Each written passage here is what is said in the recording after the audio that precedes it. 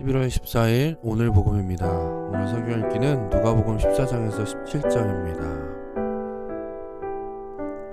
누가복음 15장에는 소위 탕자의 비유라고 불리는 아주 유명한 이야기가 기록되어 있습니다. 둘째 아들은 아버지에게 자기 몫의 유산을 미리 요구합니다. 그리고 그것을 받아 먼 나라로 가서 흥청망청 살다가 다 탕진해 버립니다.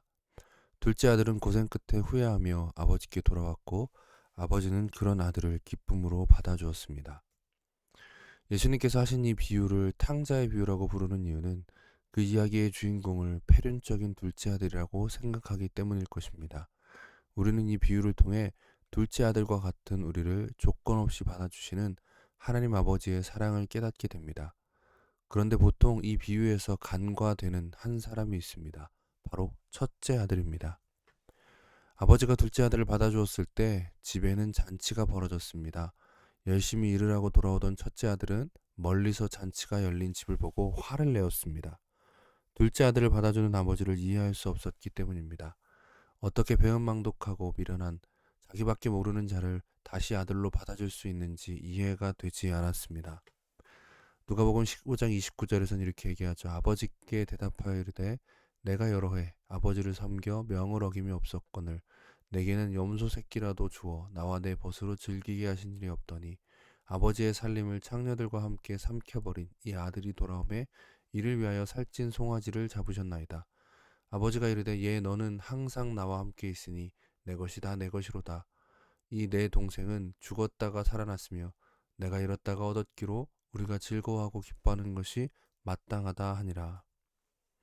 첫째 아들은 계속해서 화를 내었습니다. 그런데 가만히 보면 첫째 아들에게 둘째 아들 못지않은 심각한 문제가 있는 것을 보게 됩니다. 첫째 아들은 아버지 곁에 있었지만 아버지를 위함이 아니라 자기 재산을 지키기 위해 아버지 곁에 머물고 있었던 것입니다. 그의 몸은 아버지 옆에 있었지만 그의 마음은 아버지가 아닌 다른 곳에 가 있었습니다. 첫째 아들은 항상 아버지와 함께 있었습니다. 그런데 그는 아버지의 마음을 알지 못했습니다. 누가복음 15장의 시작이 예수님께서 이 비유를 말씀하실 때 바리새인과 서기관들이 함께 있었음을 명시하고 있습니다.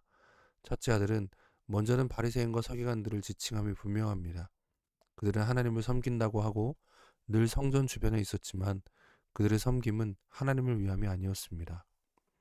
그런데 첫째 아들과 같은 모습이 우리 안에도 있는 것 같습니다.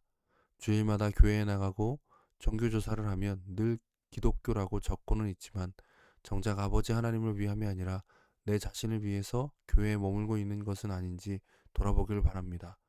내가 복받고 잘되기 위해서 교회를 다니고 있는 것은 아닌지 돌아봐야 합니다. 신앙생활의 목적은 언제나 하나님 아버지여야 합니다. 잘못된 목적을 가지고 있을 때 점점 더 이기적이고 강팍해집니다.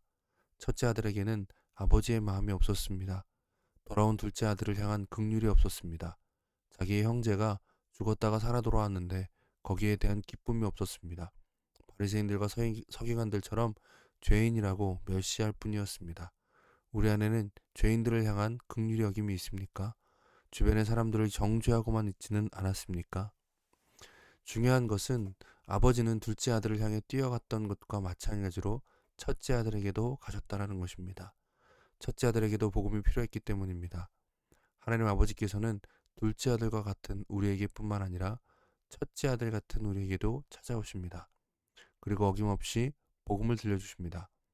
아버지의 것이 다 내 것이라는 사실을 깨닫게 되면 더 이상 이기적으로 욕심을 내거나 다른 목적으로 행하지 않아도 됨을 깨닫게 됩니다.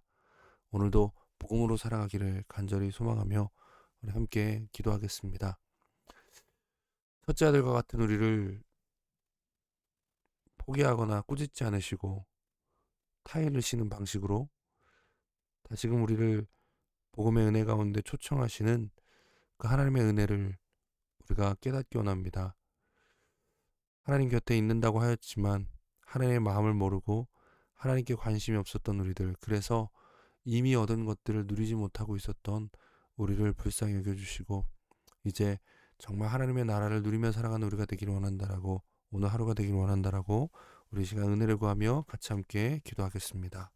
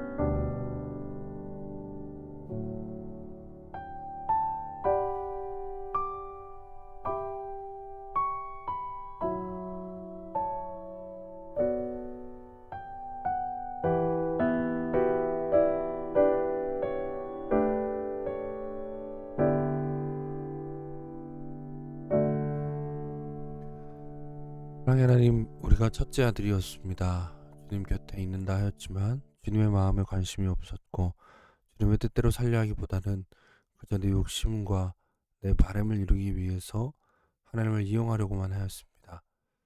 이런 우리도 버리지 않으시고 끝까지 우리를 책임지시며 다시금 우리를 타일리셔서 하나님께서 이미 우리에게 모든 것을 주셨음을 깨닫게 해주심에 감사합니다. 그 복음을 붙잡게 하시고 그 복음으로 오늘도 살아가게 하여 주시옵소서. 주님께서 이미 시작하신 하나님의 나라를 누리는 오늘 하루가 되길 원합니다. 주여 함께 하여 주시옵소서. 예수님의 이름으로 기도드립니다. 아멘. 오늘도 주님께서 우리와 함께 하십니다. 승리하십시오. 감사합니다.